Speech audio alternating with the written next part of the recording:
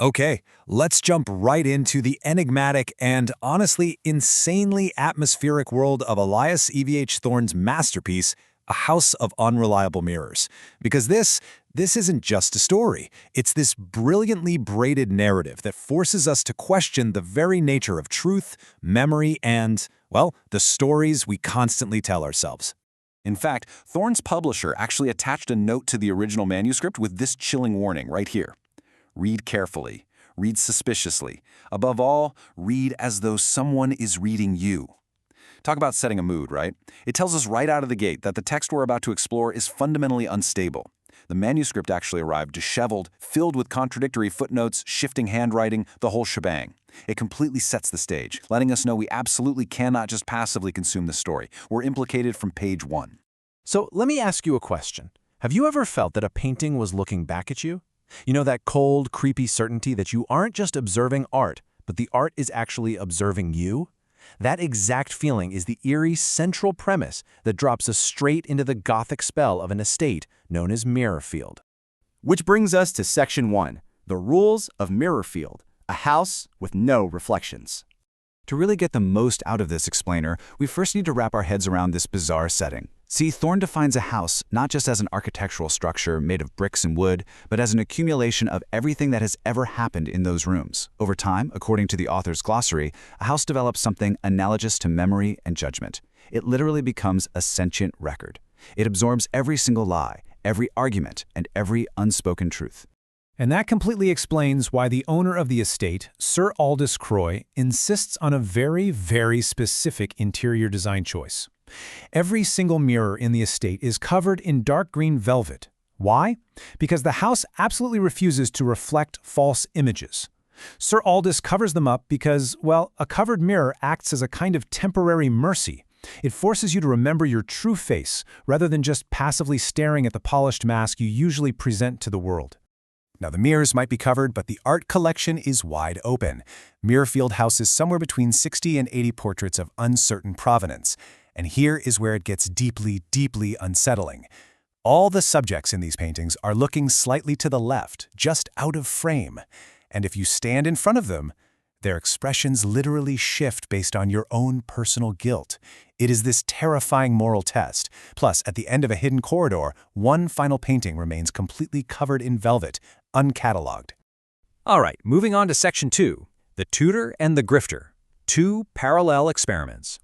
Let's dive into our main characters, because the crucial point here is juxtaposing these two men who are operating on entirely different moral vectors. On the left side, we have Clement Vael. He's an art tutor hired to catalog the collection. His flaw is highly internal. He's lying to himself about a past mistake involving his estranged sister and a painting he destroyed. Then on the right, we've got Roderick Pale, a super sophisticated con artist who's politely trying to steal a £4.2 million inheritance from the Croy family. Pale's flaw is totally external. He systematically lies to the world and to himself through his meticulously managed journal. Now, both of these men are what literary critics would call unreliable narrators. But Thorne redefines this whole concept for us. He states that the question isn't actually whether an account is unreliable, because let's face it, every account is. The real question is whether its unreliability is honest or dishonest. Does the narrator know they're distorting the truth, or do they actually believe their own lies? Just think about that for a second. Think about the accounts you tell yourself about your own life. Are they honest distortions or dishonest ones? That takes us right into Section 3, How the House Haunts, Rewriting the Narrative. Get ready, because we're about to see how Mirrorfield actively, physically attacks the psychological defenses of our narrators. Look at how the house fights back against Roderick Pale. Pale writes this line in his original journal: "Arabella showed signs of the dependency I had hoped to cultivate." Classic manipulator, right? Well, he checks his journal days later, and the actual ink has changed. The house has corrected it to read, "Arabella asked Roderick's opinion on 3 matters. He chose to call this dependency." It literally strips away his manipulative framing and replaces it with cold, objective truth. No way around it. You see, the house doesn't care how elegantly you lie, only that you do. Thorne defines this as a correction, the adjustment that reality makes to accounts that have departed from it. The house corrects Pale's journal with this clinical, incredibly dark wit. It's essentially telling him, hey, I see exactly what you're doing, and there's no way I'm letting you write a false history in my rooms. Meanwhile, Clement Vael is dealing with his own bizarre haunting through the paintings. He starts noticing that painting 14 shifts to an expression of profound sorrow right after he reads a letter from his estranged sister. Later on, when he tells just a small, casual lie to Sir Aldous, the painting's expression shifts to direct recognition. And the truly haunting part? If he takes a photograph of the canvas, the camera only captures the original neutral paint. The judgment exists entirely in the gap between the physical canvas and Vael's naked, guilty eye. Now for the climax, Section 4, the final confrontation, the uncovered mirror. So both men have been completely stripped of their usual defenses by the relentless crushing pressure of this house, and they're inevitably drawn to that hidden room. Which naturally begs the ultimate question for us: what happens when an unreliable narrator meets a truly reliable mirror? What happens when someone who has spent their entire life managing the truth is finally forced to look at it directly? The narrative just beautifully braids these two men together in Chapter 11. First, Pale stands in the room, reading every single correction the house has ever made to his journal. Consecutively, he is finally truly facing his unvarnished self. Then, Vael enters. The tension in the room is like a coiled spring, and that atmospheric pressure only breaks when Pale finally speaks his true intentions out loud. He just says it, without any euphemism. I came here to take something that doesn't belong to me.